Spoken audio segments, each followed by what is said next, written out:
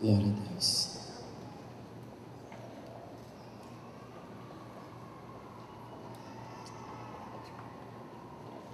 Esta tarde quero mostrar uma palavra que se chama Há Tempo para Tudo. Glória a Deus.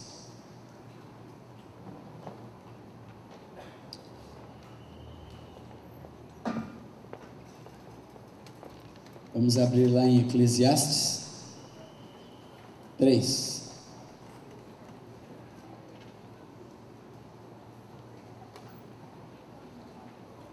Às vezes a gente esquece de alguns livros. Dificilmente os cita. Mas nesta madrugada minha esposa citou este livro e disse que ela estava em casa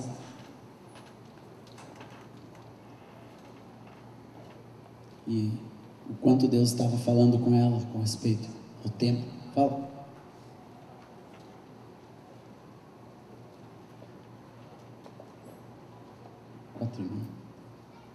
Há tempo para tudo.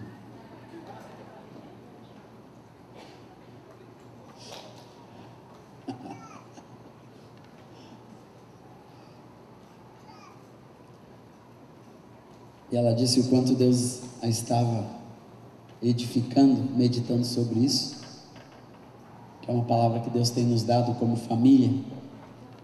Eu acredito ser uma palavra de Deus para a igreja, porque em tudo isso que estamos falando, que foi ministrado ontem, hoje, pelo nosso querido Ion, por mim, para cada pessoa Deus tem o tempo para a realização dessas obras.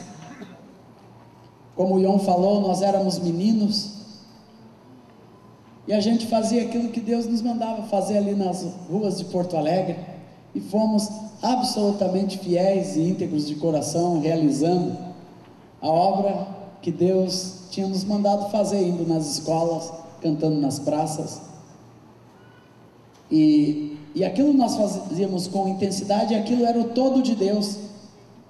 E a gente começa a ouvir a palavra do Senhor: vai para Jerusalém, Judéia, Samaria, até os confins da terra. E foi a perspectiva que a igreja percorreu, a igreja primitiva fez exatamente isso.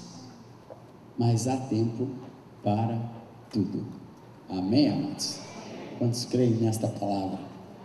E aqui esse texto começa assim, capítulo 13 de Eclesiastes: tudo tem o seu tempo determinado, e há tempo para todo propósito debaixo do céu. Há tempo de nascer e tempo de morrer, tempo de plantar, tempo de arrancar o que se plantou, tempo de matar e tempo de curar, tempo de derribar e tempo de edificar, tempo de chorar e tempo de rir, tempo de prantear, tempo de saltar de alegria, tempo de espalhar pedras e tempo de ajuntar pedras, tempo de abraçar e tempo de afastar-se de abraçar, tempo de buscar e tempo de perder, tempo de guardar e tempo de deitar fora, tempo de rasgar e tempo de coser, tempo de estar calado e tempo de falar, tempo de amar e tempo de aborrecer, tempo de guerra e tempo de paz. Isso aqui fala também da soberania de Deus, que nós meditamos um pouquinho ontem, porque Deus controla este tempo, o tempo de todas as coisas, das pequenas e das grandes coisas. Eu quero dizer que para os irmãos não existe grandes coisas, eu quero dizer para os irmãos que para Deus vê todas as coisas de igual forma. Para Deus tudo é importante, sabia disso? Sabia? Que para Deus tudo é importante, desde a criação de um simples átomo. Se você olhar a beleza de um átomo, e eu não sou um especialista, ontem no vestibular que eu fiz de manhã, fiz vestibular ontem, irmãos, viu? Depois eu conto por quê, porque há tempo para tudo. Glória ao Senhor Jesus. Ontem caiu alguma coisa sobre átomo, eu não lembrava de nada, mas eu lembro de ter estudado átomo e a beleza e a perfeição de um átomo. Quantos conhece a teoria atômica? E de tudo que Deus criou as coisas com absoluta perfeição, porque Deus valoriza cada instante, cada minuto. E aqui a nossa perspectiva é apontar todas as coisas para Deus. Amém? Primeira coisa sobre isso: Deus é o Senhor do tempo. Escreva isso no seu coração. Deus é o Senhor do tempo. Deus é o Senhor de todas as coisas, e Ele colocou o tempo de todas as coisas acontecerem nos céus e na terra. Aleluia. A palavra fala da plenitude dos tempos, que Cristo veio na hora certinha, que Deus já tinha de antemão previsto. E você, meu amado, nasceu na plenitude do tempo de Deus, para que a sua vida viesse à tona, viesse para fora. E nós temos que, como igreja, nós entendermos, nós entrarmos no contexto do eterno de Deus, aleluia, no contexto do que Deus tem, aleluia. No versículo 11 desse mesmo capítulo, fala que Deus plantou a eternidade no coração do homem. Isto é, isso quer dizer que o homem foi gerado por Deus para não ser perecível como palha, não, mas que a vida eterna que Deus tem para nós através de Cristo Jesus nos leva a entender, a viver, a meditar, a acatar o eterno dentro do nosso coração, porque Deus tem um tempo para tudo. Nós estamos no time de Deus. Nós precisamos entender que a nossa vida não é um acaso. Um dia eu estava ministrando isso para uma irmã em Portugal, estava ministrando para a congregação alguma coisa dentro deste assunto, e aquela irmã no meio da ministração se caiu de prantos, e depois eu fui saber, e ela disse: porque eu sempre pensei que eu fui um aborto mal realizado, porque a minha mãe tentou me abortar antes de eu nascer e não conseguiu, e eu cresci com aquele estigma de rejeição, de que eu tinha sido, e nada na minha vida deu muito certo, está tudo errado, mas hoje eu descobri que Deus me fez nascer, porque Ele tinha um plano, um propósito e o tempo certo para a minha vida acontecer, e a vida daquela irmã mudou. Eu recebi agora um CD que ela gravou, aleluia, cheio de adoração, cheio de alegria, porque ela descobriu que ela não é um acaso. Meu irmão, você não é um acaso, e o que você está fazendo não é por acaso, não. Deus é o Senhor do tempo, por isso que nós precisamos entender isso, que Deus é o Senhor do tempo, e nós precisamos aprender a esperar em Deus. Se Deus está no controle do tempo, nós precisamos aprender a esperar em Deus, amado. Primeira coisa na obra de Deus, em qualquer perspectiva, uma vida e um ministério frutífero, abundante, intenso, começa aprendendo a esperar no Senhor. Salmo 27:14 nos fala assim: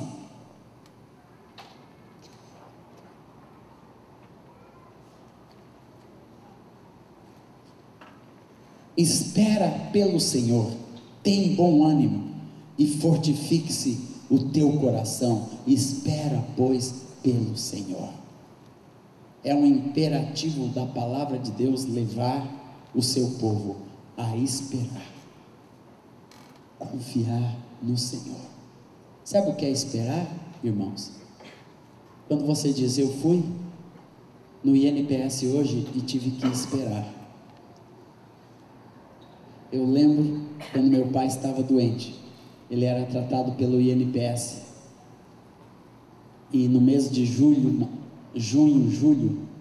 a garoa caía, a temperatura era quase 0 graus, e a mãe dizia: filho, vai para a fila do INPS, às 4 da manhã, e fica esperando abrir. E essa é a realidade de muitas pessoas.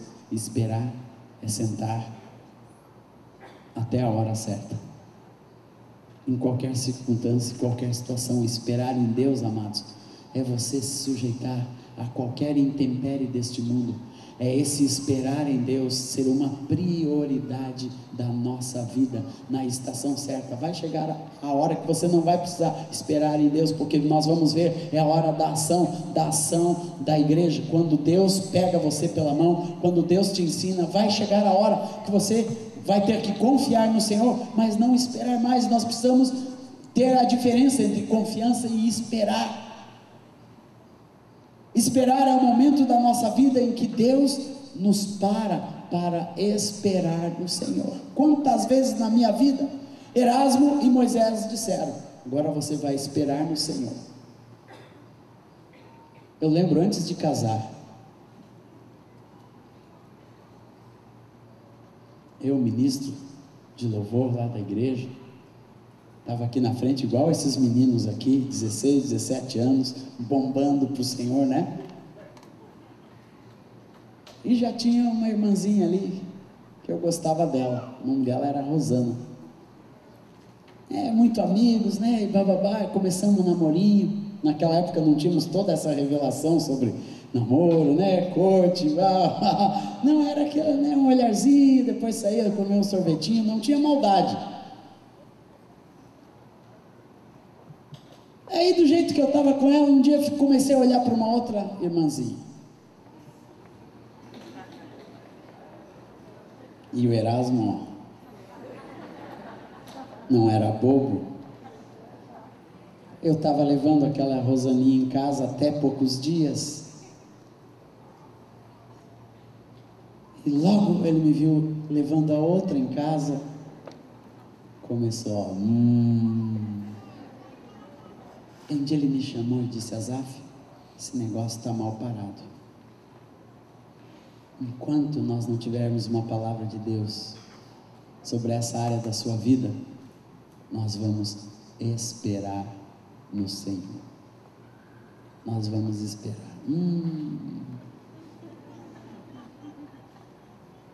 Eu ficava olhando nos cultos, esperando. Esperar no Senhor às vezes não é uma coisa fácil, porque vai contra a nossa vontade.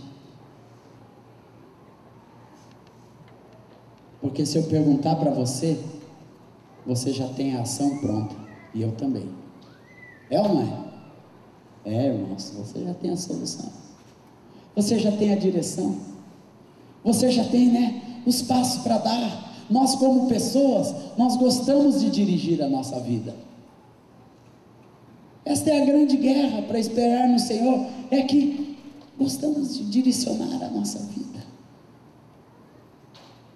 A grande dificuldade no discipulado, segundo o propósito de Deus, é as pessoas aprender a esperar no Senhor. A esperar o quê? Esperar o tempo de Deus para todas as coisas na nossa vida. Mas eu já tenho 34 anos e não casei. Espera, meu irmão. Espera. Não é você esperar encontrar alguém, é você aprender a esperar no Senhor. Às vezes o que nós queremos, e preste atenção aqui, irmãos, nós queremos a solução, não queremos o Senhor. E o que Deus está falando aqui, que esperar no Senhor é você querer o Senhor em primeiro lugar, e não a solução. Às vezes nós queremos a solução, e se o que Deus tem não é a solução? Sabe por quê? Porque o tempo de espera, quando você verdadeiramente, você espera no Senhor, e o que você quer é o Senhor, é um tempo precioso na construção de Deus. Por isso, enquanto nós esperamos no Senhor, algumas coisas devem acontecer. Primeiro, nós temos que aprender a remir o tempo. Eu estou esperando no Senhor. Deus disse para eu esperar no Senhor. Sabe o que eu fui fazer, irmãos? Eu fui estudar violão e estudar inglês. Já que não é para namorar, eu vou remir o tempo. Remindo o tempo. Efésios 5,15. Não sejais nécios, não sejam tolos, gastando seu tempo. Remindo o tempo. Portanto, vede prudentemente como andais, não como necios, e sim como sábios, remindo o tempo, porque os dias são maus. Vou esperar no Senhor, então vou me deitar numa rede. Não, meu irmão, você vai aprender a remir o seu tempo enquanto espera no Senhor. E essa foi nossa experiência com a Aurora. Quando a Aurora tinha mais ou menos 4 anos, nós descobrimos toda a síndrome, que ela seria uma criancinha do jeitinho que ela é até hoje. A primeira coisa que pelo menos eu tive no meu coração: tá bem, Senhor, então nós vamos esperar em Ti. Aí nós fomos ver uma escola de criança especial, onde os pais deixavam a criança lá. Só que eu casei com a mulher certa, que gosta de remir o tempo. Ela disse: Senhor, enquanto não vem a cura, nós vamos remir o tempo da nossa filha. E um dia nós chegamos numa escola e a Aurora estava lá no meio de um monte de crianças, voltado à estaca zero de coisas que ela já sabia há muito tempo e já estava embotando tudo. A Rosana disse: em nome de Jesus, Deus vai nos dar uma chave. E colocamos a Aurora numa escola normal. E os irmãos sabem a história. A Rosana remiu o tempo da nossa vida e da nossa filhinha. Ela parou a sua vida para que a vida da Aurora não fosse perdida, na única época que ela podia aprender, quando criança. E a Aurora aprendeu a ler e escrever durante 6 horas, 4 a 6 horas todos os dias, durante 8 anos da vida da nossa filha. A Rosana sentou do lado daquela criança, e todos os anos a Aurora passou de ano até completar a 8ª série, como única criança especial que terminou a 8ª série naquela escola. Sabe por quê? Aprender a remir o tempo enquanto espera. Enquanto espera no Senhor, amados, porque Deus tem o seu tempo, você confia. Então você vai aprender a remir o seu tempo, fazer do seu tempo o mais proveitoso, enquanto você vai esperando as promessas de Deus. Senhor, eu sei que Tu tens um chamado para a minha vida, eu sei que Tu queres que eu faça isso, que eu frutifique, que isso, aquilo, todo esse contexto do que é a obra maravilhosa de Deus. Mas você tem que aprender a remir o tempo. Isso envolve também preparação. Por que nós precisamos esperar no Senhor?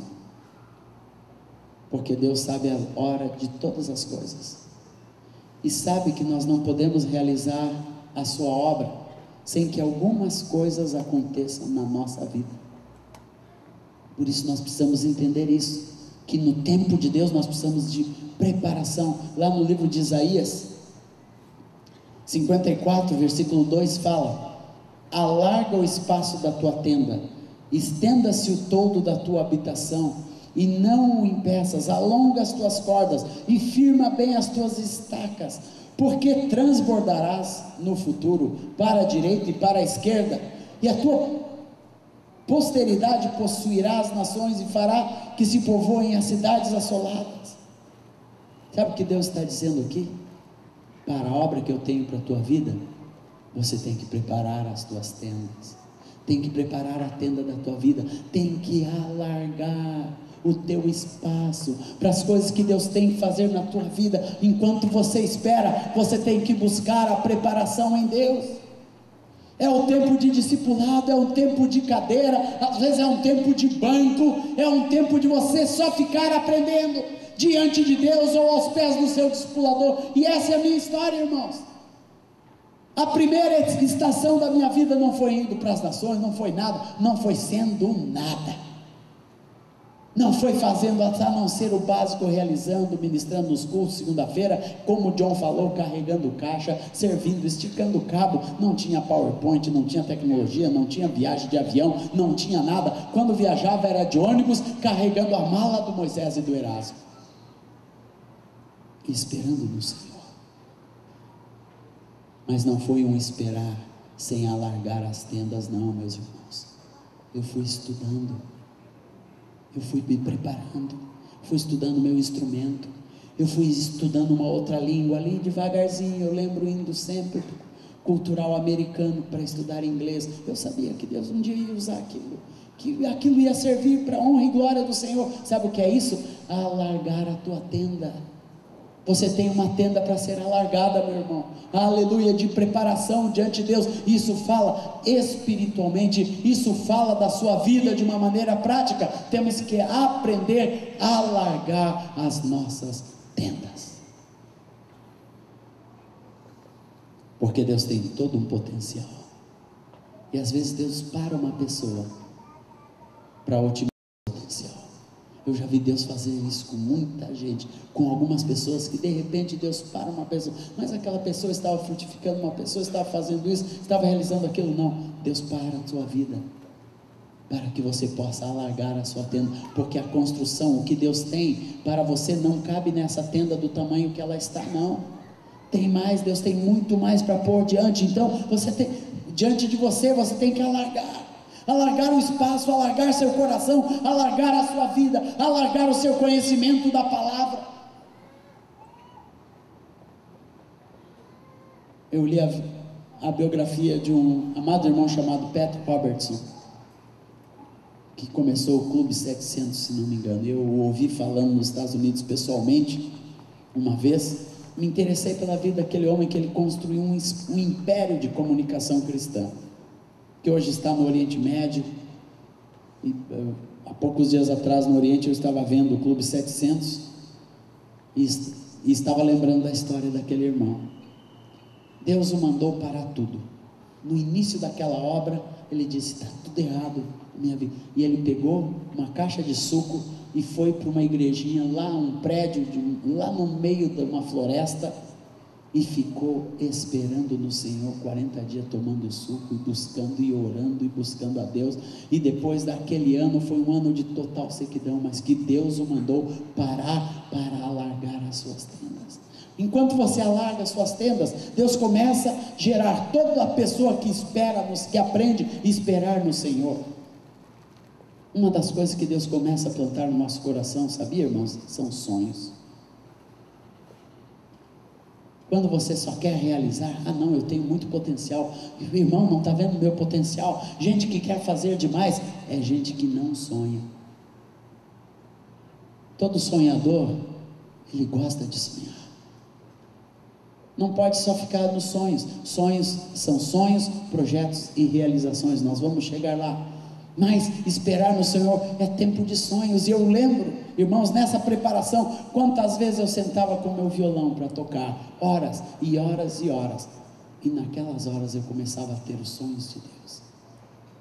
Porque quem espera no Senhor aprende uma coisa preciosa: ao ouvir a voz de Deus,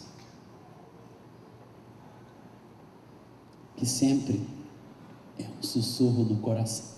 Vem em forma de um desejo, vem em forma de uma pequena frase, vem em forma de uma delícia no seu coração, de um sentimento que Deus coloca no seu coração, e aquilo é algo lindo de Deus. Você vai recebendo essas coisas. Tudo que eu tenho feito hoje, meus amados, por este mundo e pelas nações afora, são frutos de pequenos sonhos que Deus planta quando você espera no Senhor, quando você está ali em tempos de preparação, porque Deus tem um tempo para tudo. Quando você espera no Senhor, além desta preparação, você aprende também a ver as estações de Deus, a ver as estações.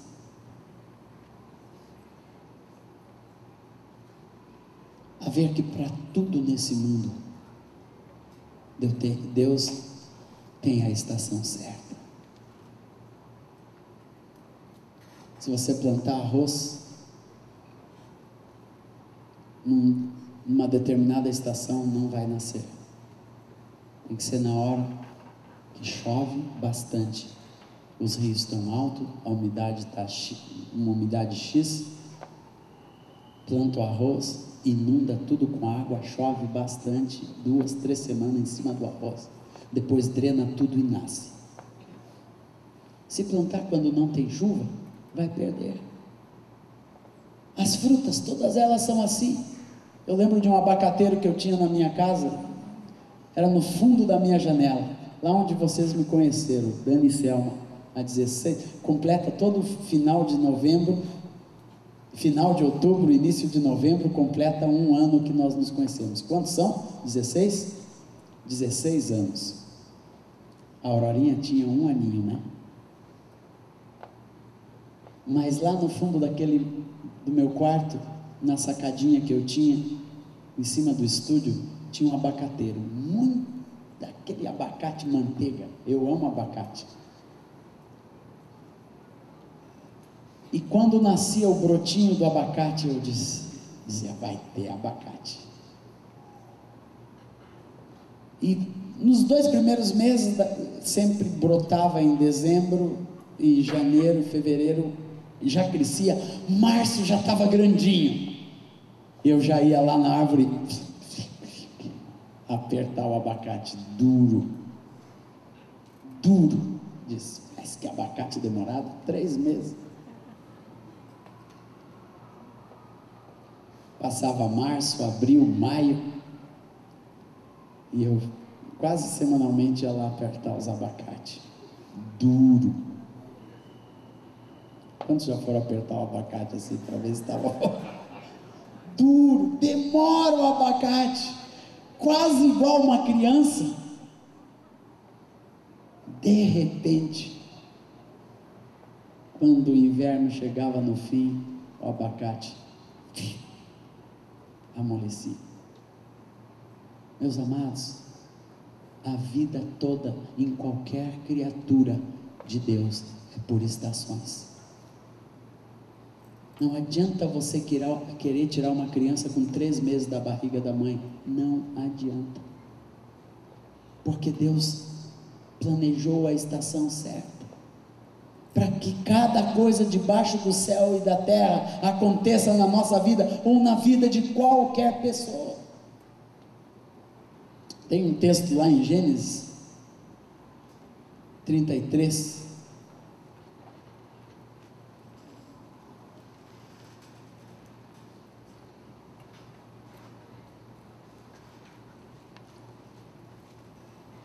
no versículo 12, diz assim: disse Esaú, partamos e caminhemos, e eu seguirei diante de ti. Esaú era um cara muito rápido, possivelmente andava a cavalos, correndo, andando pelos campos, mas Jacó lhe disse: meu senhor, sabe que estes meninos são tenros, falando dos seus filhos, e tenho comigo ovelhas e vacas de leite. Se forçadas a caminhar demais, num só dia, morrerão todos os rebanhos. Passe, meu senhor, adiante do teu servo, vá em frente, eu seguirei guiando-as pouco a pouco, no passo do gado que me vai à frente e no passo dos meninos. Interessante essa palavra, irmãos.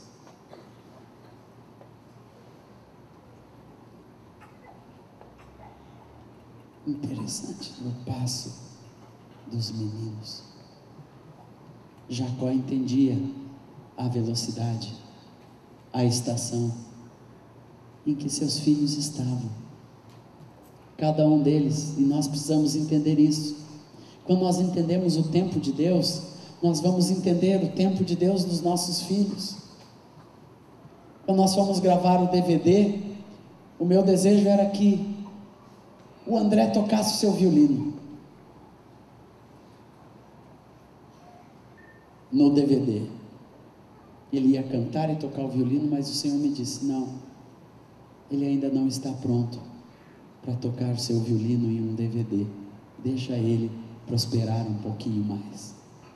Nós queremos que os nossos filhos, respondam como discípulos. Não, meus amados, muitas vezes que os nossos filhos respondam na totalidade do que é ser um discípulo de Jesus, e cobramos das crianças. Não, olha aqui quantos versículos, ele já sabe a catequese de cor. Não, amados, são meninos ainda, eles têm os seus passinhos. Nós temos que esperar o passo dos meninos, temos que dar tempo para os meninos andarem como meninos, e assim os discípulos espiritualmente são assim também, igual aos nossos filhos. Às vezes muitos pais, tanto carnais quanto espirituais, querem jogar os seus filhos na frente de batalha, sem estarem preparados. Atenção aqui, irmãos, respeite o passo dos meninos, das crianças, daqueles que estão começando no reino de Deus. Isso é entender a estação, isso é nós entendermos a estação de cada vida, e nós temos que ter sabedoria, meus irmãos, para entendermos a estação de cada vida. Isso com respeito a ministérios. Às vezes, por que uma vida não frutifica? É isso e aquilo? Não, porque ainda é um abacate verde, porque ainda é uma pessoa em formação, ainda Deus quer trabalhar no seu caráter, ainda tem coisas que não servem como padrão de outro fiel. E Deus fez assim na natureza. Uma criança só está apta para frutificar quando tem entendimento. Uma criança de 5 anos não frutifica, não gera outro filho. E o grande problema deste mundo são crianças geradas sem maturidade, e isso no mundo espiritual também. Nós geramos débeis quando não entendemos a estação. Entenda a estação, entenda o passo dos meninos. Aleluia. Jacó foi sábio, ele disse: não, vai na frente, eu quero a sua companhia, não, tudo isso é precioso, essa comunhão é maravilhosa, mas eu vou ficar aqui com eles, eu vou no passo deles, para que eles cresçam bem. O que acontece quando nós não respeitamos as estações? Temos filhos mal nascidos. Nós estamos lá proclamando: não, você tem que isso, você tem que se converter, não, e vai forçando, e não deixa a obra de Deus acontecer na vida de uma pessoa. Deixa a obra de Deus, deixa Deus gerar. Continue sendo uma testemunha fiel, continue sendo um amigo fiel, continue sendo um discípulo sacerdotal fiel, perto de qualquer contato que Deus tem te dado, mas deixe Deus gerar a vida, para a pessoa ser bem nascida no reino de Deus, da água e do Espírito. Aleluia. Às vezes é água, vai ser da água, vem cá, vamos batizar agora mesmo. Não, tem que esperar pelo Espírito. É nascido da água e do Espírito, gerado no Espírito, através do Espírito Santo, em conjunção com o nosso Espírito. Isso quer dizer, envolve o Espírito Santo, envolve a nossa vida em intercessão, em estar perto, em conjunto, na obra de Deus, gerando a obra de Deus. A obra de Deus, a estação vai acontecendo. Um dia eu levei um irmão muito amado aqui do Brasil para o Oriente Médio. Fomos lá para a conferência, né? Ele é um desses profetão que Deus está usando aqui na nossa nação, com muita graça, uma pessoa preciosa demais. Mas chegou na hora de uma ministração lá, ele queria mandar ver, né? E eu cheguei e disse para ele: não, aqui tem que ser no passo dos meninos. Os irmãos não entendem ainda isto que Deus tem nos dado lá no Brasil. Se a gente começar aqui, né, profetizar isso e aquilo, não, tem que deixar Deus gerar pelo Espírito Santo. A obra de Deus não adianta nós forçarmos. Nós passamos por isso lá nas denominações, amados. Lá quando estávamos saindo da denominação, quando estávamos lá querendo muitas vezes forçar alguma coisa, né? Não, aquele povo tem uma maneira de entender. Às vezes vai levar uma gestação de 10, 15 anos, como aconteceu lá na igreja metodista no Rio Grande do Sul. Chamaram Moisés e Erasmo para ministrar no encontro de renovação há poucos dias atrás, depois de 24 anos, e eles foram lá com a mesma graça, com o mesmo Espírito, mas aquelas pessoas estavam prontas. Quando nós não esperamos as estações, nós vamos ter frutos não de acordo com aquilo que Deus quer, não no tempo de Deus. Frutos verdes, frutos que nós vamos ter que maturar de uma outra forma, frutos que depois nós vamos ter que enrolar em jornal, porque colheu verde demais. Frutos que não têm doçura. Que pessoa dura, pessoa, né, na paulada, e só tem problema com o discípulo, isso sabe por quê? Não esperamos a estação, meus irmãos, para adocicar. Um discípulo tem que adocicar do nosso lado, tem que amansar. O cara é brabo, o cara às vezes, né, tem ira dentro do seu coração, ninguém sabe, Deus tem que tratar aquilo na vida dele, mas já vamos dando isso, aquilo, e vai, não, deixa ele do nosso lado, com amor, tratando com amor, o Espírito Santo vai fazendo a obra. Eu creio que nós temos que entender essas coisas, espiritualmente, são tão importantes quanto todas as outras que temos falado do propósito de Deus, da urgência, da obra, da motivação. Pede-me, eu te darei as nações por herança, mas Deus vai dar no tempo certo, para cada um de nós.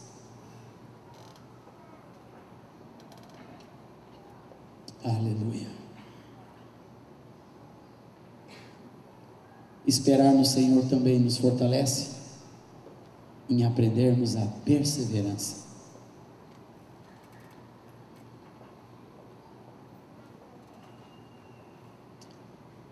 Atos 2:42. Jesus mandou os discípulos ficarem em Jerusalém, eles foram ficando. E aqui fala que eles perseveravam na doutrina dos apóstolos, na comunhão, no partir do pão e nas orações. Sabe o que é isso? Perseverar no beabá seguro de Deus, na rotina maravilhosa de Deus para a vida da igreja. Tem gente que fica sempre procurando por coisas grandiosas, não para em nada, não para em lugar nenhum, está sempre, né, inquieto. Não, mas olha aqui, realizar a obra de Deus, ir para cá, ir para lá, olha o meu chamado, olha os meus dons, olha isso, olha aquilo. Não, meu amado, você tem que aprender perseverança, você aprende no beabá, é na rotina, é no dia a dia.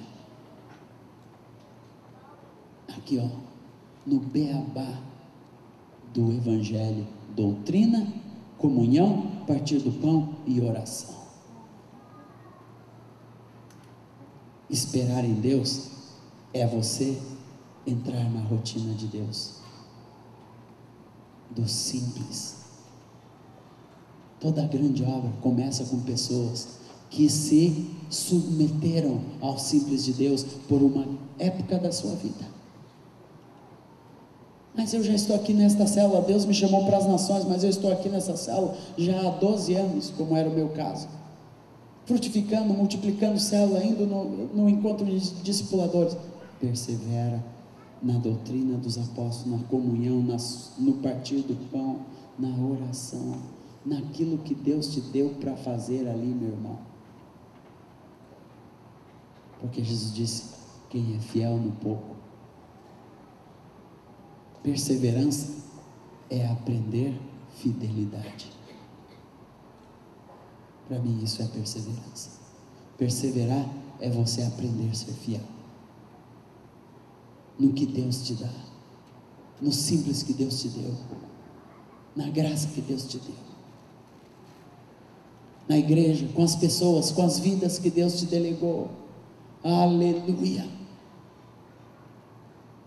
E Deus ia acrescentando, e em cada alma havia temor, muitos prodígios e sinais eram feitos. Deus foi acrescentando, foi vindo devagarzinho, estavam juntos, ali é um crescente, vendiam suas propriedades e bens, distribuindo entre todos, perseveravam unânimes no templo, partiam o pão de casa em casa, tomavam suas refeições.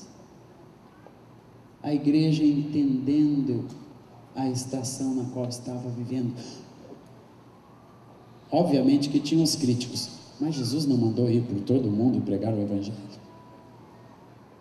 Pô pessoal, qual é que é? Deus mandou ir por todo mundo pregar o Evangelho, vocês estão aqui em Jerusalém nesse negócio de partir o pão, de oração, de comunhão, de casa em casa, E aí Deus faz alguns milagres? Não, Deus tem que fazer milagres nas nações, por aí afora, pelo mundo afora. Esse negócio está muito aqui na igreja local, tem que expandir.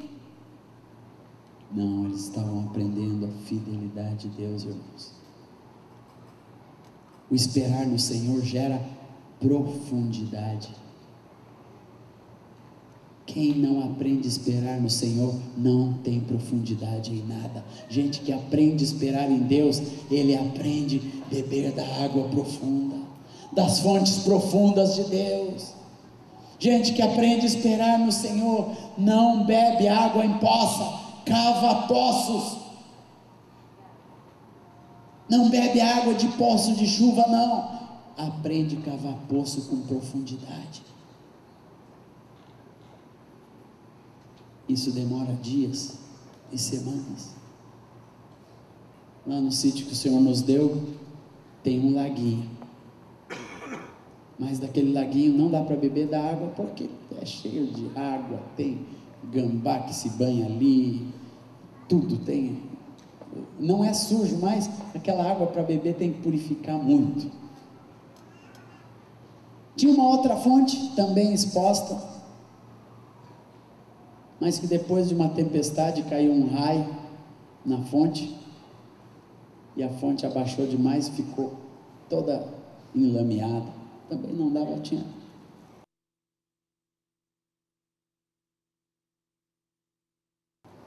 Daí tinha as poças d'água que a chuva também não dava para tomar.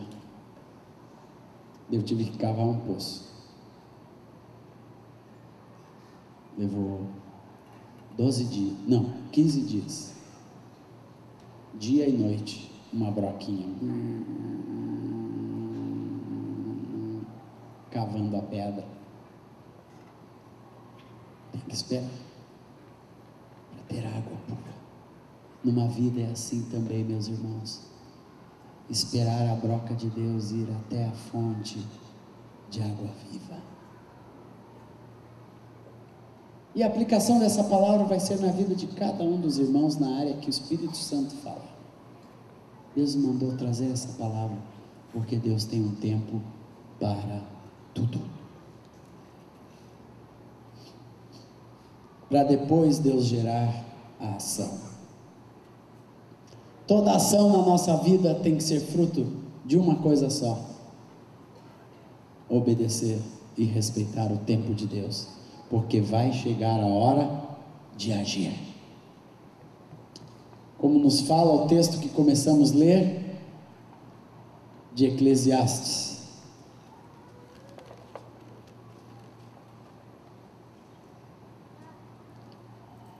Porque há tempo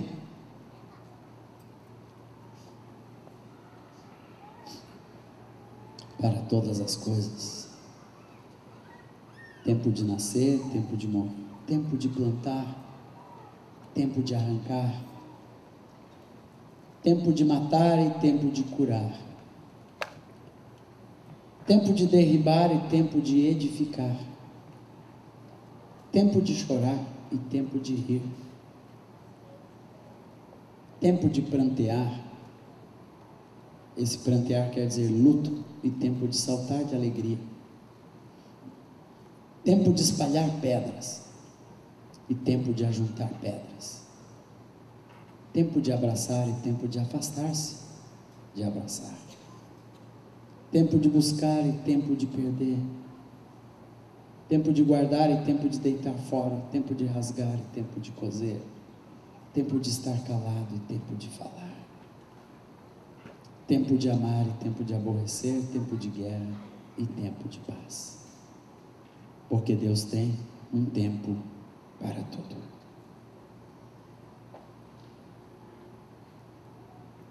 E a graça está em você respeitar o tempo de Deus. Deus respeita o seu tempo. Sabia disso, irmão? Deus respeita o seu tempo. Deus respeita o nosso tempo. Deus respeita a maneira que Ele nos criou. Porque se Deus não respeitasse, ia ter crianças de 5 anos gerando filho, meninas, infelizmente tem meninas muito novas gerando filhos, porque o homem não está respeitando o tempo, mas Deus respeita. Deus respeita os velhos, até o nosso metabolismo em todas as coisas. Deus respeita nossa maneira de ser. Nós estávamos conversando ontem sobre o sono. Deus sabe que o homem precisa dormir, e que é necessário dormir, e que você tem que ter pelo menos de 7 a 8 horas de sono, e Deus respeita isso. Prova está que Ele apaga o mundo, apaga tudo, diminui a temperatura de todo o céu sobre aquele local, faz com que todos os bichos barulhentos, porque chega numa hora que até o grilo para de cantar, os passarinhos, as vacas, todo mundo para. Deus fez dessa maneira, sabe por quê? Deus respeita o horário de silêncio. Só quem não respeita são as igrejas.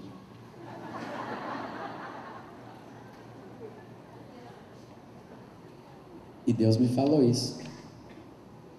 Deus me falou isso quando, no meio de um mover maravilhoso, entrou a polícia pela porta da igreja em Belo Horizonte e acabou com tudo, e eu estava lá, o ministro de Deus lá, no mover de Deus. O meu Deus é eterno, eterno, e blá, blá, blá. E a polícia dentro. Os vizinhos disseram que são 11 horas, vocês estão desrespeitando a ordem do silêncio. Cuidado com o tempo de Deus. Deus respeita. Mas eu estou com muito problema de olhos. Claro, você fica até as 2 da manhã vendo televisão com os seus olhos fixos, vai ficar míope, porque você, na hora de dormir, você está vendo televisão, fica na frente da internet até 2 horas da manhã. Eu não consigo mais ler nada, eu estou com esse problema, dor de cabeça e enxaqueca. Pode procurar, que você não está respeitando o tempo de Deus. Eu gostava demais de gravar de madrugada. Ficava eu e o Batista gravando a madrugada inteira, e no discipulado às 6:30 da manhã estava assim, e o Erasmo falando lá, e nós, eu e o Batista, encostado um no outro assim, igual 2 bebum. E o Erasmo começou a desconfiar. Um dia ele chegou mais cedo, que o estúdio era no mesmo lugar da sede, abriu a porta, estava eu e o Batista lá dentro. Vocês são o templo do Espírito Santo, e Deus fez a noite para o templo do Espírito Santo dormir. Amém, pastor? Eu acho que ele conta isso no meu DVD, inclusive. No DVD tem o depoimento do Erasmo e do Moisés sobre as minhas peripécias. Temos que respeitar, irmãos, o tempo de Deus. E a ação da nossa vida está totalmente ligada a esse respeito aos tempos de Deus na nossa vida. Porque se você não respeitar, Deus vai parar. E muita gente está estacionada porque não respeitou o tempo de Deus e a estação de Deus. Então a ação tem que ser movida por obediência. Para toda ação global de Deus, tem uma ação, um comando específico dado por Deus. Para toda ação global, Jesus diz: ide por todo mundo, fazer discípulo. Deus vai te dar a hora de você fazer isso com a sua vida. Porque Deus não é irresponsável. E pelo mundo missionário, recentemente, uma moça, mas Deus me chamou, vou para o Afeganistão. E vai, pressiona pastor, e fala família, não, já estou com a passagem, vou para o Afeganistão. E os pastores estavam meio assim, não, mas essa moça tem, uns diziam, tem chamado, mas o discipulador não tinha convicção, não, quer barrar meu ministério, Deus já me deu. 2 anos depois volta aquela moça, com um alemão a tiracolo, o cara nem crente era, perdidamente apaixonada, toda confusa, não queria mais saber de nada do evangelho, nem do discipulado, nem do reino de Deus. Foi uma confusão. Sabe por quê? Tinha um chamado? Tinha. não esperou o tempo de Deus, quer abreviar a hora de Deus de fazer as coisas. Não, Deus vai te dar um ok, meu irmão. Deus vai te dar um ok, Deus vai dar a hora. Deus tem a hora, o tempo certo. Sabe por quê? Porque Deus tem um mover total no mundo. Você vai ter que encontrar com determinadas pessoas que, se você for hoje, sem a força, sem a carga, sem a preparação, sem tudo isso que você recebe no esperar do Senhor, se você for hoje, você não vai cumprir tudo o que precisa. Mas se você esperar um pouquinho mais, você vai preparado, você vai fortalecido, você vai saber mais da palavra, você já vai saber uma outra língua, você já toca instrumentos, você já é preparado. E é por isso que eu estou entrando na universidade, porque Deus me disse: para a próxima estação da sua vida, você vai precisar de preparação. E eu fui ver aonde preparar. Na área de vídeo, na área de produção verdadeira, na área de comunicação social, como fazer as coisas bem e não empiricamente. E eu estou entrando na faculdade de comunicação social para estudar inglês, estudar vídeo, estudar áudio com profundidade, para poder proclamar a palavra de Deus pelas nações. Não que eu vá depender disso, não, nada, nenhum projeto da minha vida vai estacionar. Eu vou parar de viajar um pouco mais, vou ficar um pouquinho mais em Porto Alegre, nos meios de semana. Pode deixar que eu venha nos fins de semana, porque eu estou entendendo o tempo de Deus.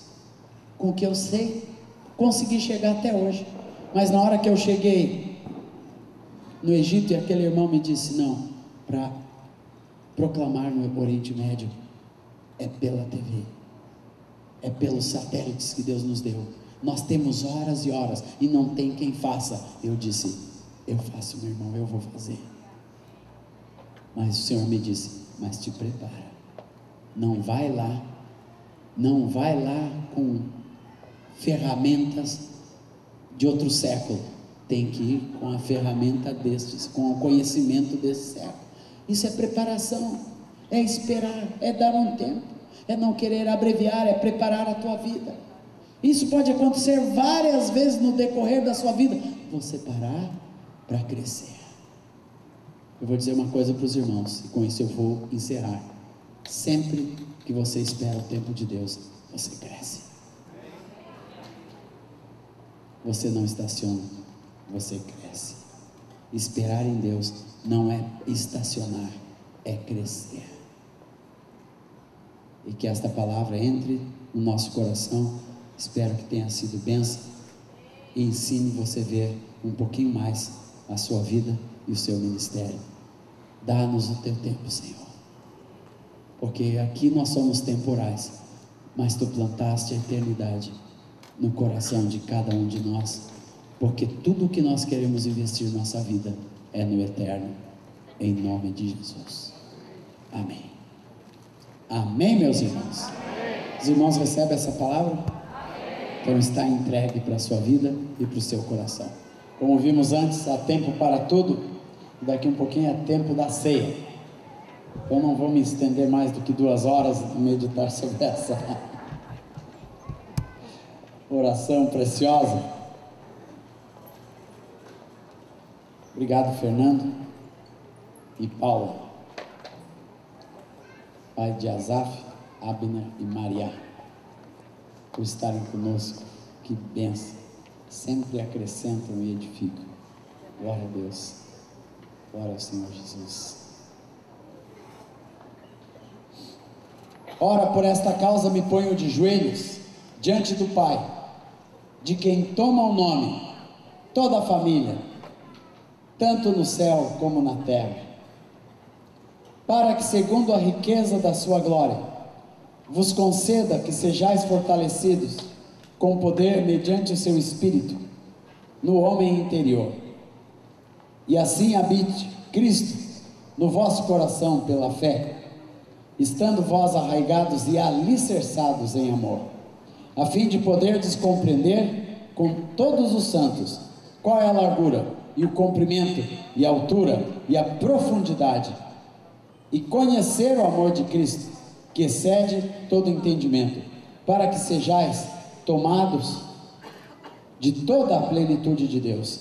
Ora, aquele que é poderoso para fazer infinitamente mais do que tudo quanto pedimos ou pensamos, conforme o seu poder que opera em nós. Depois de tudo que ouvimos, amados, o Senhor colocou esta oração no meu coração, glória a Deus, porque essa tem sido a oração do Ion e minha, constantemente a favor dos irmãos, a favor da igreja em São Vicente, dos irmãos que estão debaixo do nosso cuidado espiritual, deste presbitério amado e de todos quantos eles representam, e nós fazemos isso, assim como Jesus disse que fazia, nós também temos nos santificado diante de Deus, por causa dos irmãos. Jesus disse, por causa deles eu me santifico, ele disse ao Pai. Se Jesus precisou se santificar por seus filhos, co-irmãos, quanto mais nós precisamos nos santificar por amor a todos os irmãos e uns aos outros, como um chamamento de Deus, para todo aquele que discipula, todo aquele que cuida de vidas, nós nos santificamos uns pelos outros diante do Senhor, e essa tem sido a nossa oração. Eu faço dessa a nossa oração, que Ion e eu temos feito pelos irmãos, aleluia, uma oração que nós fazemos ao Pai, de quem toma o nome toda a família, tanto no céu como na terra. A primeira coisa que Paulo faz aqui, irmãos, é identificar para quem ele ora, quem é o alvo, com quem ele conversa em favor dos seus irmãos. Paulo tinha uma verdadeira, uma genuína comunhão com Deus, aleluia, um relacionamento com o Senhor, diante do qual ele levava todas as igrejas, todos os irmãos, todas as famílias, todos os seus discípulos. Eu imagino que a vida e o sustento de todos aqueles que iniciaram a igreja, que a partir de Damasco proclamaram o evangelho do reino de Deus por toda a terra, tinha que ter muita intercessão atrás deles, aleluia, e Paulo era o primeiro desses intercessores, que estava ali diante do Pai, aleluia, em comunhão com o Pai. Amados, nossa vida de oração é uma vida de comunhão, de constância com Deus, em favor uns dos outros, em favor das necessidades, em favor dos contatos, em favor dos ministérios, aleluia, em favor de todos os projetos da igreja, em favor das cidades, em favor das nações. A palavra diz, bendito seja Deus, que não nos rejeita a oração, nem aparta de nós a sua graça. E nós cantamos sobre oração, aleluia. Deus tem um dos seus ouvidos constantemente ligados em oração, outro em adoração, aleluia. A igreja orando, a igreja adorando, porque a palavra diz que diante de Deus todas as orações dos santos se tornam em o quê? Hein, irmãos? O que diz lá no Apocalipse? Incenso, que são a oração dos santos, queimadas diante do Senhor. Isso é um doce perfume, é algo que chega constantemente diante de Deus, a nossa oração. Por isso que em todo tempo, em todo lugar, a favor dos irmãos, a favor da família, a favor dos discípulos, aleluia, constantemente nós precisamos orar diante de Deus, aleluia. Interessante, ontem eu voei para cá, durante toda a tarde eu estava orando pela minha esposa. Deus colocou uma carga no meu coração pela Rosana. Eu que viajo muito, constantemente Deus mostra alguma coisa que eu tenho que interceder pela minha casa, e isso nunca pode faltar na nossa vida. E à meia-noite, quando eu liguei para ela e fiquei conversando 42 minutos com minha esposa, ela naquele horário, ela estava sendo consolada por Deus numa situação, seu coração estava sendo totalmente transformado por Deus. Oração é alguma coisa que vai, irmãos, que vai para Deus e atinge totalmente. Deus é o satélite dos satélites, que a nossa conexão com Deus, não importa onde você está, você pode estar lá na China, no Japão, na hora que você ora em favor de um irmão, em favor de alguém, em favor dos seus filhos, em favor da sua esposa, Deus está lá atento, aleluia. E a palavra diz que Deus aos seus anjos dará ordem ao seu respeito, e o que move essa legião celestial é a oração dos santos, meu irmão. Por isso Paulo se põe de joelho diante do Pai, a favor de seus irmãos em Éfeso, aleluia, constantemente. Ele lá no capítulo 2, capítulo 1, ele ora, e depois ora de novo, porque ele estava sempre orando, e registrou suas orações diante de Deus a favor dos seus irmãos. E essa constância de oração nós devemos ter. Quando você começa, um contato não é alguém só que você mira para receber a palavra de Deus. Primeira atitude com o contato é de oração. Ou de qualquer pessoa, olhe para alguém, seu vizinho da frente, você olha para ele, comece a orar por ele. É um alvo de oração. Toda a obra de Deus no mundo começa com intercessão e adoração. Com intercessão e adoração. Aleluia, a obra de Deus em qualquer lugar começa com intercessão, o povo intercedendo e o povo adorando diante de Deus, contemplando e proclamando a sua glória, aleluia, como vimos ontem, mas em oração, em favor de todas as pessoas. Quantos de vocês já leram aquele livro, O Homem que Orava? Não, um livro bem antigo, O Homem que Orava. Um homem que mudou a história da Inglaterra por causa da oração.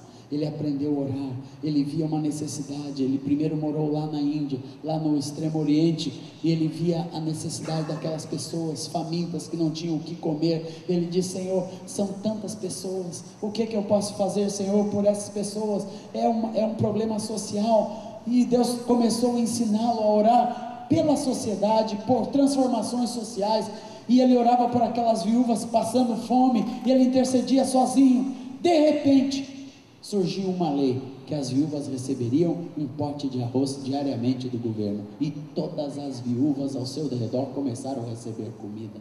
Ele: epa, é uma pequena coisa, mas você em oração tem autoridade para mover a mão de Deus, aleluia. Nós como líderes temos autoridade dada por Deus em oração, em estarmos em comunicação com Deus, para dar continuidade à obra de Deus na vida da igreja. É isso que Paulo está fazendo aqui. Ele tinha responsabilidade, ele estava longe, nessa época, se não me engano, ele já estava preso e nunca mais veria estas igrejas, mas ele constantemente estava diante do Pai, sustentando: Senhor, continua.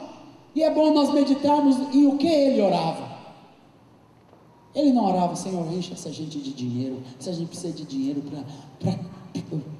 para ter umas bigas novas, para comprar mais cavalos, para poder... Não era nada material desse mundo, porque ele sabia que a riqueza estava em outra coisa. Às vezes nossa oração fica só no circunstancial e no momentâneo na vida dos discípulos e das próprias igrejas, quando a nossa oração tem que ser em profundidade. Glória a Deus, aleluia. A primeira coisa que Paulo ora, no versículo 16: para que segundo a riqueza da sua glória vos conceda que sejais fortalecidos. Primeira coisa que nós temos que aprender a orar uns pelos outros: que Deus fortaleça, porque tudo que nos leva para longe do Senhor é fraqueza espiritual. Um homem fortalecido, ele marcha. Um homem fortalecido, ele corre. Uma pessoa fortalecida, ele caminha para o alvo. E aleluia, uma pessoa fortalecida, ele não perde o rumo. Devemos orar para que os irmãos sejam fortalecidos, para que os seus discípulos, as pessoas que Deus tem confiado a sua vida, sejam fortalecidas, não enfraqueçam, em nome do Senhor Jesus, aleluia. Glória ao Senhor. Para que sejais fortalecidos com poder, isto é, com a força de Deus. Poder fala do dínamo de Deus, mesma palavra que recebereis poder ao descer sobre vós o Espírito Santo. É um poder qualificado. Digam comigo: é um poder qualificado. Diga mais alto, igreja: é um poder qualificado. Não é só uma força momentânea. Às vezes quando nós pensamos em força, é uma coisa momentânea, eu quero ter força agora para realizar isso. Não, é um poder qualificado de Deus, é algo que é o nosso dínamo. Isso que o Ion falou hoje de manhã, a força motriz de Deus dentro da vida de um discípulo, que tem a força certa.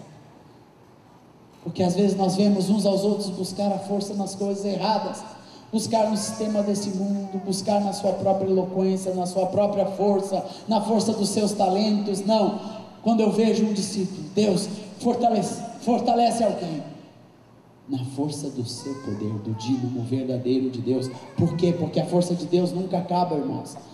o motor de Deus, quando a força é a força de Deus, é uma força que não vai acabar na primeira dificuldade, na primeira provação, quando acontecer a primeira derrota, quando a primeira pessoa for embora. Não, é uma força que não vai acabar, e por isso ele fala na força do seu poder, aleluia, mediante o seu Espírito. Aqui fala diretamente, a força do poder de Deus vem de onde? Do Espírito Santo, para todas as necessidades e as áreas da nossa vida. Onde tem força do Espírito Santo, não tem fraqueza espiritual, amém, amados? Ele é o dínamo. Onde tem força do Espírito, não tem fraqueza espiritual. Pode ter, como nós falamos, às vezes tem hora de chorar, e gente forte chora, não é fraqueza chorar, porque às vezes é a estação de Deus para nos ensinar a chorar. Sabia que nós temos que aprender a chorar, irmãos? E Deus permite situações da nossa vida para nós chorarmos, porque chegam horas da nossa vida que a palavra nos ensina a chorar com os que choram, a chorar com os que choram. Eu achava que crente não chora, igual essa história, o homem não chora. Não, o homem de Deus tem que aprender a chorar com sofrimento, com paixão. É nós termos paixão ao ponto de irmos às vezes às lágrimas, aleluia, mas nós somos fortalecidos na força do poder do Senhor, glória a Deus. Esta força tem que estar sobre a igreja, aleluia, e não é uma força exterior, é uma força no homem interior, é uma força que nos fortalece lá dentro. Faça assim, ó, poder de Deus quer fortalecer lá dentro aquilo que eu sou. Não é uma força braçal, não está naquilo que você faz, está naquilo que você é. Oração efetiva, ela tem como fonte o coração e o homem interior de alguém que verdadeiramente intercede diante de Deus. Por isso que Deus não quer muito essa oração de ir para as praças. Não estou falando que não devemos orar nas praças, mas como Jesus falou, não, os hipócritas, eles vão para as praças, ficam lá orando para todo mundo ver e assim por diante. Não é esse tipo de oração que Deus quer. Deus quer a oração com base no homem interior, no lugar secreto. É a força que gera poder, fruto de fé, como nós vamos ver aqui. Segunda coisa que Paulo ora: habite Cristo, que habite Cristo no coração. Esta força do Espírito Santo, ela gera Cristo Jesus, isto é, tudo o que temos falado e proclamado, a semelhança de Cristo, a presença de Cristo. Não é só uma semelhança, não, eu vou ser parecido com Ele, né? Mas aqui fala de outra coisa, irmãos, é de um Jesus encarnado em mim. Irmãos? Quantos creem nisso? Que não sou mais eu quem vivo, Cristo é quem vive em mim. Às vezes nós meditamos muito sobre o propósito eterno de uma maneira errada. É só praticar as coisas, semelhante, parecido com Jesus, mas é muito mais do que isso. Você é a encarnação de Cristo Jesus. Como nós cantamos, nós somos mãos, nós somos lábios, nós somos pés, nós somos o próprio Jesus. Quem se aproxima de você está se aproximando do Jesus Cristo vivo, que vive dentro de cada um de nós. E por isso Paulo pede que eles, aleluia, que habite Cristo no vosso coração pela fé. É uma presença, não é apenas uma semelhança, irmãos, é uma presença. Jesus em nós é uma presença, da qual, meu amado, você não pode fugir. Por isso que presença de Deus não é alguma coisa que nós puxamos a cordinha na hora da reunião, não é não. Se você acha que presença de Deus é alguma coisa que tem nos encontros apenas, e depois você vai, a presença de Deus fica em qualquer outro lugar, isso aí é um engano teológico, não está de acordo com a palavra de Deus, porque a palavra de Deus diz que Cristo vive em nós. E aqui a oração é para que assim habite Cristo no vosso coração. Habitar fala de morar, fala de uma moradia, De novo usarei de uma moradia qualificada, escolhida por Deus, que é o coração do homem resgatado, redimido pelo sangue de Jesus. Você é a casa sublime que Deus escolheu para morar, meu irmão, aleluia, e aprenda a valorizar isso na sua vida. Você é a casa de Deus, e eu falo isso com tremor, porque isso é coisa séria na vida da igreja. Nós temos que largar essa visão religiosa de que Deus, que a presença de Deus é algo fora de nós. Não, Deus está vivo, presente no meu coração. Aonde estou eu, está Cristo.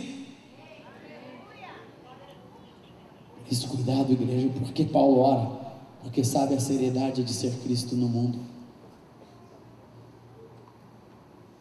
Se você fraquejar, é Cristo que está fraquejando. Desculpa dizer isso desta maneira. Por isso, se você sujar suas mãos, são mãos que Cristo fez para ser mãos limpas. É o testemunho da igreja. E a igreja, como instituição neste mundo, está deixando a desejar na sua representatividade verdadeira de Cristo no mundo. Você vê pela internet, pela televisão, testemunho desse, testemunho daquele, briga desse com aquele, não sei o que, fala mal desse e joga no ventilador. Tudo isso, sabe o que é, amados? É nós não compreendermos que na vida de cada um de nós está Jesus. Porque senão nós cuidaríamos muito melhor uns dos outros. Senão nós protegeríamos muito mais nosso testemunho. Por isso nós cuidaríamos muito mais da maneira que nós agimos, da maneira com a qual andamos. Em tudo que fazemos, nós temos que entender, somos representantes de Cristo. Ele habita. Isso é Cristo habitar em nós. Não é algo banal, não é algo pequeno. Esta é a grande riqueza da igreja. Mas se ela não for verdadeira, é a grande fraqueza da igreja.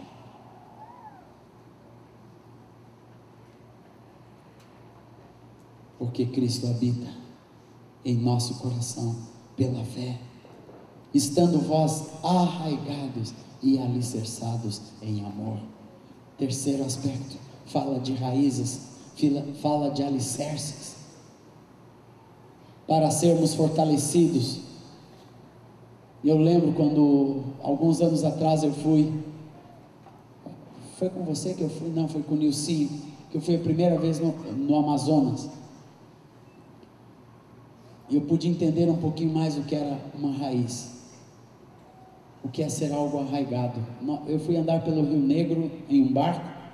Aquele rio é um dos rios mais profundos, a junção do Rio Negro com o Rio Amazonas, e eu fui na época da cheia, e aquele barco andava e quase na metade do rio você viu uma copa de uma árvore. Eu disse, puxa, que água forte, arrancou uma árvore inteira, e a árvore está ali indo o rio abaixo, mas quando se aproximava dela, ela não se mexia, só a água se mexia, e a copa da árvore estava assim,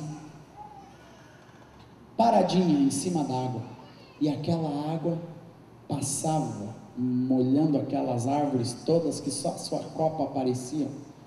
E o barqueiro nos disse, essa árvore se sustenta assim, porque a mesma coisa que ela tem para cima, ela tem para baixo de raízes.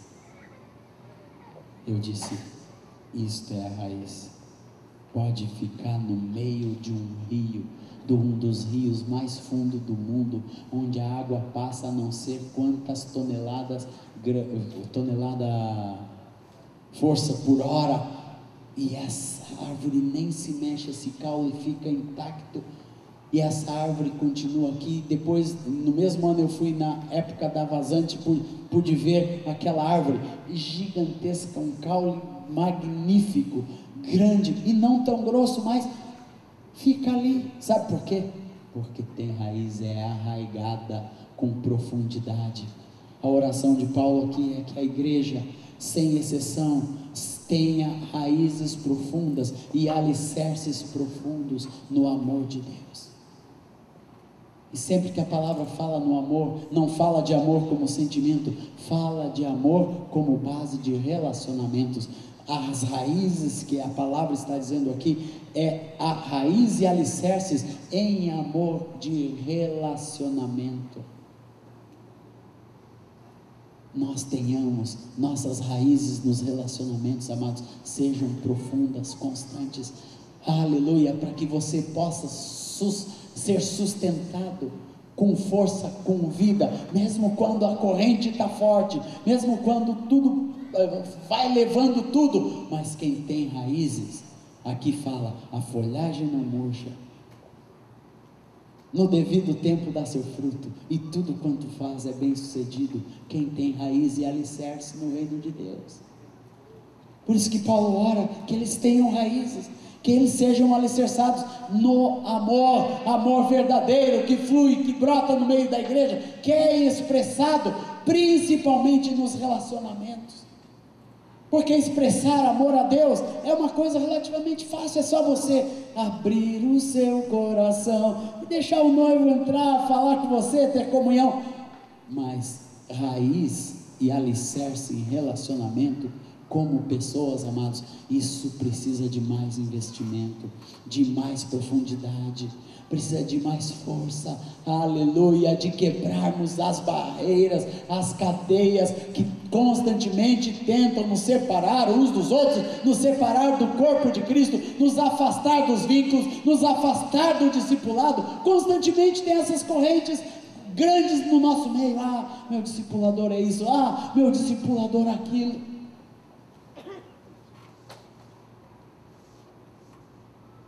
Vou mudar de vínculo.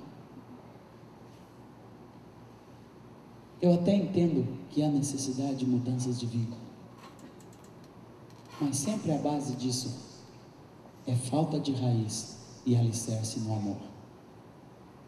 Sabe por que eu digo isso, amados?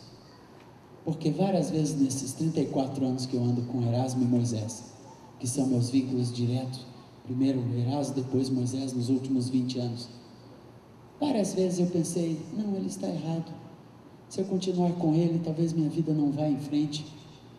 Sabe, sempre quando no meio de tudo, sempre desses questionamentos na minha vida, eu coloco a minha experiência como única base para dizer isso, sempre eu encontrei uma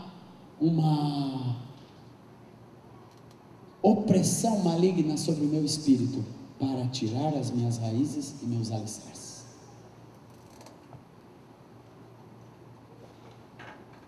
Porque uma pessoa que vive mudando de vínculo, ela não cria raízes profundas. Sabe por quê?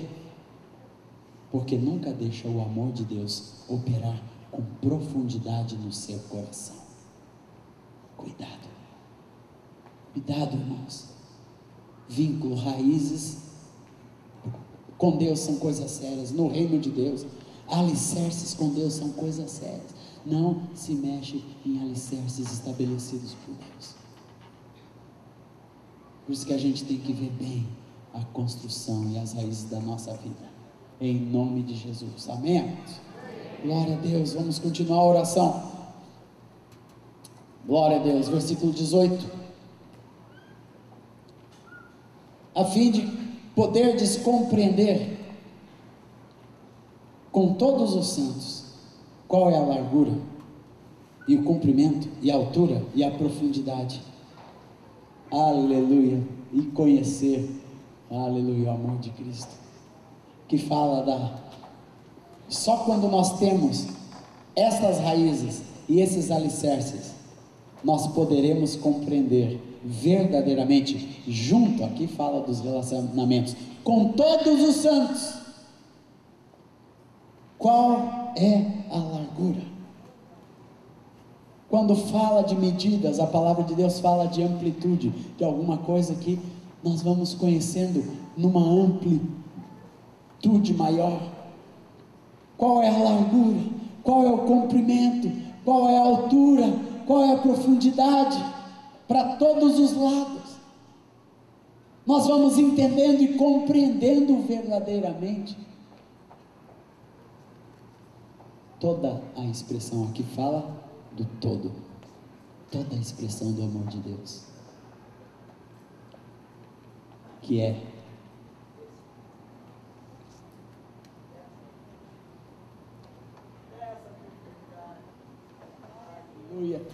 que é desse comprimento infinito, que você vai descobrindo isso junto. Interessante, não é algo que descobrimos sozinhos, viu, irmãos? Não se descobre sozinho, não se descobre sozinho. Se você pensa, não, eu na minha, eu vou conhecendo o amor de Deus, não preciso de nada disso, não. Isso é um entendimento que nós conhecemos junto com todos os santos, que nós conhecemos juntos com a nossa esposa, com os nossos filhos, com os nossos pastores e discipuladores. É juntos, não é sozinho. Essa expressão é só junto com todo o corpo, junto com todos os santos, que podemos alcançar. Aleluia! Para ir mais profundo. Glória a Deus. Versículo 19. Conhecer o amor de Cristo, que excede todo entendimento, para que sejais tomados de toda a plenitude de Deus. Este amor, este entendimento, conhecimento, este aprofundamento, junto com todos os santos, nos levará, por certo, a sermos tomados. Aqui não é mais só habitar Cristo no vosso coração. Aqui fala uma outra característica. Quando este amor, quando nós entramos nessa plenitude, por isso esta oração, nós somos tomados. Não é mais uma presença do Senhor que vem sobre a nossa vida, mas nós somos tomados. A diferença está, a presença de Cristo é como você beber um copo de água, e esta água está dentro de você, e está lá presente, mas aqui ser tomado é outra coisa, é você se jogar no mar. Esta é a diferença, ser tomado de toda a plenitude de Deus. A diferença é a presença de Cristo em uma vida, ou você se jogar no oceano do Espírito, no oceano de Deus, para que vocês sejam tomados de toda a plenitude de Deus. Aleluia! Esta é a nossa oração, para que não seja mais só a presença do Senhor, mas que a igreja como um todo seja tão inundada deste amor, que seja mergulhada no oceano de Deus. Isto é, o Senhor agora nos tomou de tal maneira que não sobra mais nada. Você é inundado por dentro e por fora, plenitude de Deus que enche todas as coisas, diz a palavra de Deus, por dentro e por fora, tudo. Nós somos tomados. Alguma coisa tomada é alguma coisa totalmente coberta, é alguma coisa que não sobra nada de fora. É como no batismo, né? Você é enterrado, você fica pertencendo àquela árvore, tomado, totalmente tomado. É assim que Deus nos quer. É esse tipo de igreja que nós oramos ao Senhor, que os irmãos sejam uma igreja tomada por Deus, de tal forma, meus amados, aleluia, que cada ministério, cada família, cada casal, cada vínculo, cada junta, cada companheiro, cada junta de companheirismo, cada um dos ministérios, sejam ministérios tomados por Deus, totalmente possuídos pela plenitude de Cristo Jesus. Aleluia! Porque aquele que é poderoso para fazer infinitamente mais do que tudo quanto pedimos ou pensamos, conforme o seu poder que opera em nós. Aleluia! Só vem de Deus, não é mérito de nenhum homem. Nós somos coparticipantes com Deus nesta obra. Ion e eu somos coparticipantes com o Senhor, com o Espírito Santo na obra da vida dos irmãos, e vocês coparticipantes com Deus na vida uns dos outros. Por isso eu quero deixar a meditação desta oração como minha oração para com os irmãos, para com os discípulos, os vínculos que Deus tem nos dado aqui para com vocês, filhos amados, em cada relacionamento, em tudo que temos falado e orado, com as pessoas que temos falado e compartilhado. Amados, isto é o que está no nosso coração. Isto eu quero na minha vida, que seja algo extremamente prático e verdadeiro, e na vida dos meus irmãos também, em nome de Jesus.